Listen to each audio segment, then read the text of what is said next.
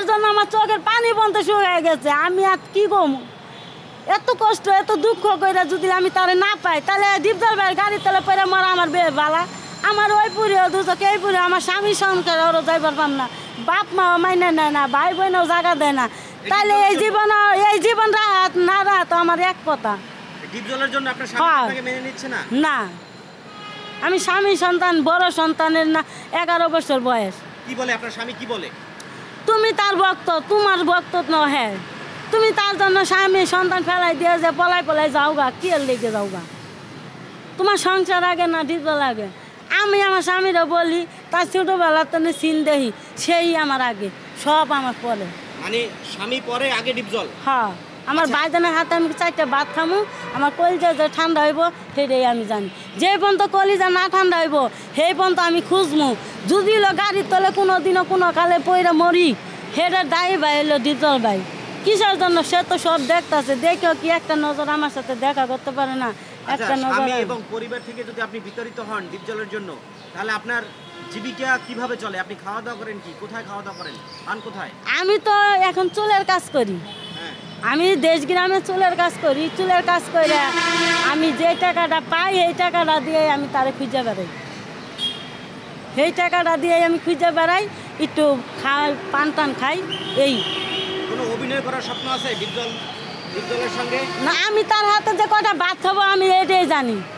আমি অভিনয় কোনো জানি না। চলচ্চিত্র জগতে প্রবেশের কোনো? না, এটাই আমার কোনো ইচ্ছা নাই।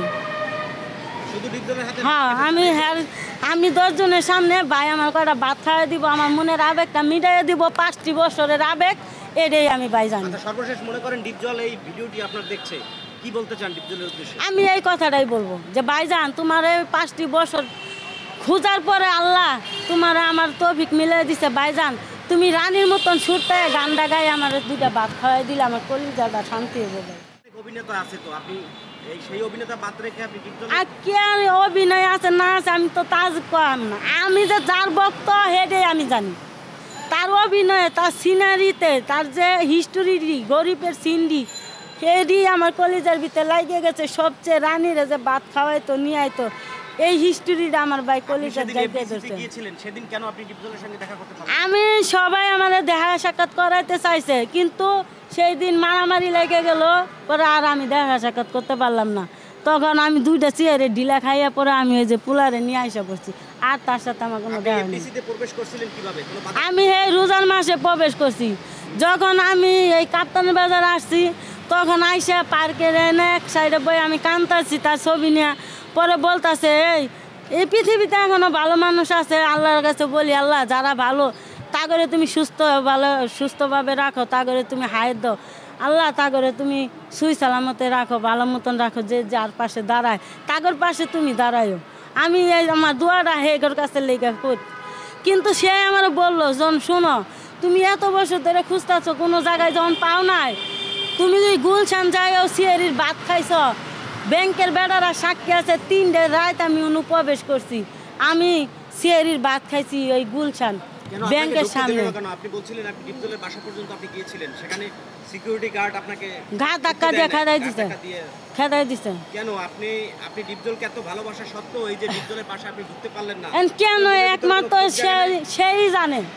আমি তো তার ভক্ত, আমি তো তারে খুঁজে বেড়াইতেছি। সে দেখেও তো সে আমার লগে কথা বলতেছে না। সে তো দেখেও না দেখার ভান করে বসে রয়েছে। তার কাছে আমি কি পাপ করছি, কি অন্যায় করছি, সেটাই তো আমি জানি না। সে তো আপনাকে চিনে না। আমি তো তারে চিনি, আমি তো তারে খুঁজে বেড়াই। আরো হাজার হাজার মানুষ চিনে। কে চিনুক না চিনুক তার তো দেখার বিষয় না আমার। আমি যে তারে 5টি বছর ধরে এই করতেছি, আমি যে রাস্তায় ঘুরতেছি, মশার কামড় খাইতেছি, আমি যে বাইরে লেগে খুঁজতেছি, তা দিয়ে এটাই আমার দেওয়া বিষয়। আমি তো বাইরের ভক্ত, বাই তো আমার ভক্ত হয় না। সে যে স্বপ্নে আসে আমার জ্বালায়, বোন আমি তোর পাশে আসছি, তুই কাঁদিস কেন? তুই ভাত নিয়ে আমি তোরে খাওয়াই দেই, কিন্তু স্বপ্নে তো আমার খাওয়ায়, আমার তো বাস্তবে খাওয়ায় না। আমার এই কলিজাটা তো আমার শান্তি হয় না। স্বামী সন্তান ফেলাই দিয়ে দৌড়াই আয়া পড়ি। এই কারণে তো আমি আসা পড়ি। আমি তো সংসারে ঠিকভাবে করতে পারি না। আপনি যদি এত চেষ্টার পরও যদি ডিপজলের সঙ্গে দেখা করতে না পারেন, তখন আপনি কি করবেন?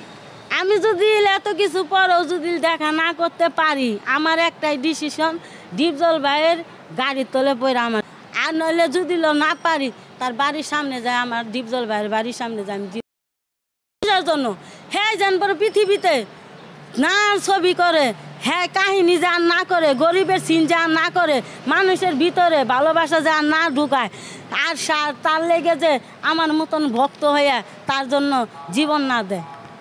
আমি এইটা লেখে আমি গাড়ির তলে, ডিপজল ভাইয়ের গাড়ির তলে পরে জীবন দিয়ে দিই।